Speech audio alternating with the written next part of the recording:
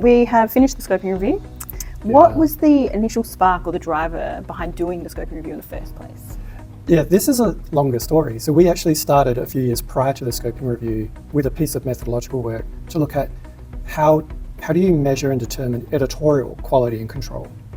And so that was a background piece of work which we published previously that showed objective ways of looking at editorial quality. And that's important in a world that's very driven by commercial interests. But it left an open question, and we discussed within the team and internationally, as you know, with the methods group, how do you provide resources and demonstrate that they've got reliability to people, or allow people to objectively establish the reliability of those resources. And we all felt that was a really important thing to do, is to start to look at, well then, what are the fundamentals in an evidence summary? And are there commonalities that might lead to the development of something to help people evaluate quality when they read this kind of content? That was the main, I think, motivations behind the project. Yep. Yeah, but you led this work, Ashley. Were there any results that surprised or stood out to you? So I guess the most surprising thing for me was just the number of point of care evidence summaries that we found. So I think, we're aware of the JBI, we're aware of UpToDate and Dynamed, but there were a whole lot from the extensive grey literature search that we did that we found that I didn't expect to find. So in the end, we had more point of care resources than I had sort of expected to find, which was interesting. I guess the same question for you. So did you find anything surprising or interesting in the results? Yeah, I think surprising, and it relates to your answer as well, because there was such a large quantity of resources we found. And for me, the interesting bit was a lot of them chose to use the phrase evidence summary as their definition without actually expanding or explaining what that was. So they had no actual definition. They just relied on that phrase, which I think highlighted part of the value in doing this overall scoping review project as well. Yeah. Now, as the project lead for this, you updated the search 3 times between 2019 and 2023. Yes. So it's a very current and up-to-date article that's just been published. But did you notice any interesting trends and changes in the literature over that time? Yeah, so I guess there was a global pandemic.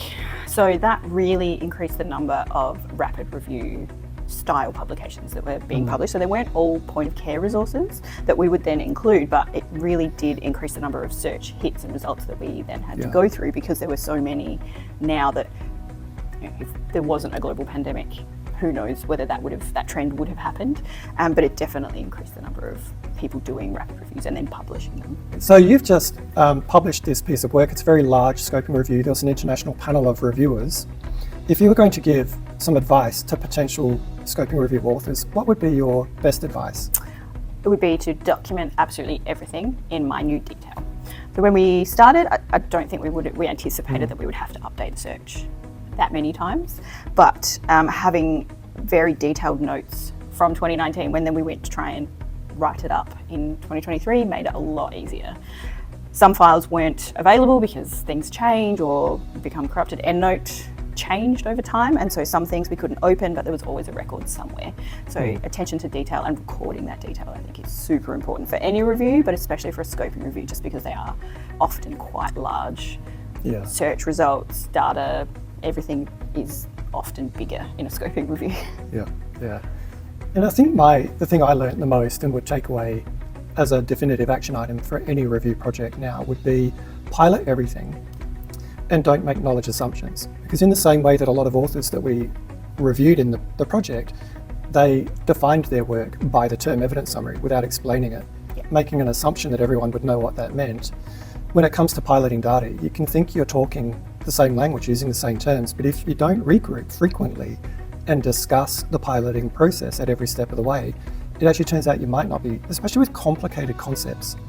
And this was a very complicated review, so it was important to pilot, and I think we did that really well in this project overall.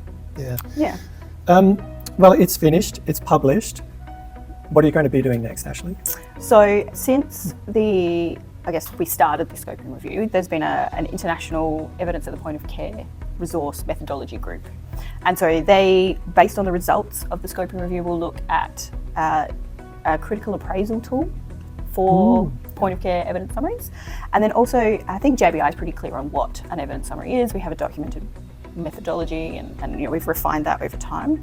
So I think the next step is to have a position statement or a statement of what a JBI evidence summary is, because we've seen that there is quite significant variation in what people understand that to be.